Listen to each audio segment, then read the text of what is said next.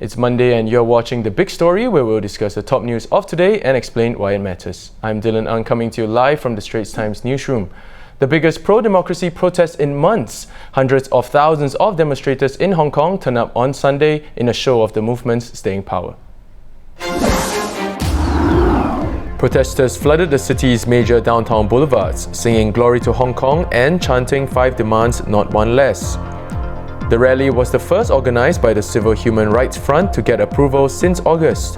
It prompted many Hong Kongers who normally wouldn't risk joining an illegal assembly to hit the streets.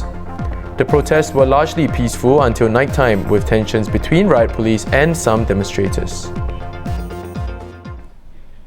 What a large turnout on the streets, and what does this mean for the continued unrest in Hong Kong? We have Global Affairs correspondent Goh Sui Noi in the studio with her analysis. Hey Sui Noi. Welcome to the show. Now, Sui Noi, first of all, this signals that the unrest will continue well into 2020 next year, and that it's not going to go away anytime soon. Now, what does this mean for Carrie Lam's administration? Well, Carrie Lam has been facing tremendous pressure over the last 6 months over the extradition bill, and as you rightly say, it is not going to go away anytime soon, and it will not go away because Carrie Lam's government and Beijing have insisted that they would not respond to 4 of the 5 demands that the protesters have made. Now, they have acceded to one of the demands by withdrawing the extradition bill in September. This is the bill that had sparked the protests over the past 6 months, but they have said that they will not be giving in anymore to the protesters. They're not going to give any more concessions. So yeah, we're going to see more protests.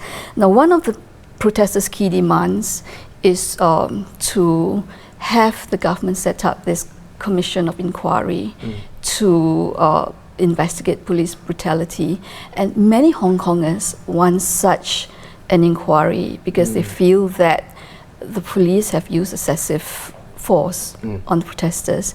And if you looked at the latest survey that took place last month, satisfaction of Hong Kong police is at its lowest at 35.3%. This is against about 63% in May.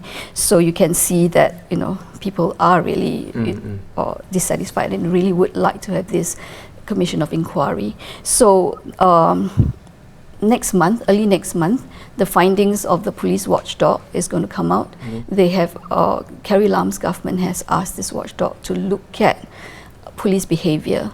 So now, if this watchdog were to recommend that the commission be set up, this would really be good because it would give Carrie Lam a reason to set up the commission without appearing to give in to the protesters.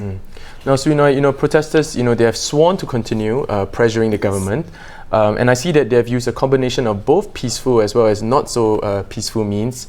What are some of your thoughts about that? Yes, that's right. We have seen that happening, peaceful marches versus violence between the police and protesters.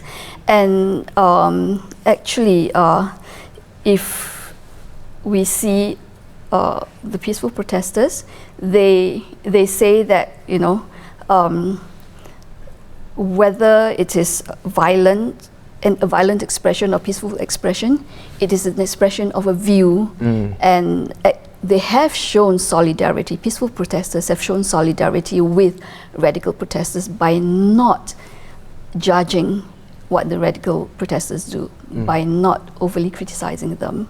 But as you have noticed, in between the November 24th district council elections, so the week before and the week after, the violence has abated. This is because most Hong Kongers, and this include the radical protesters, they want this democratic process to take place. The government had warned that they would need to postpone the elections if violence were to carry on and make it unsafe to hold this elections.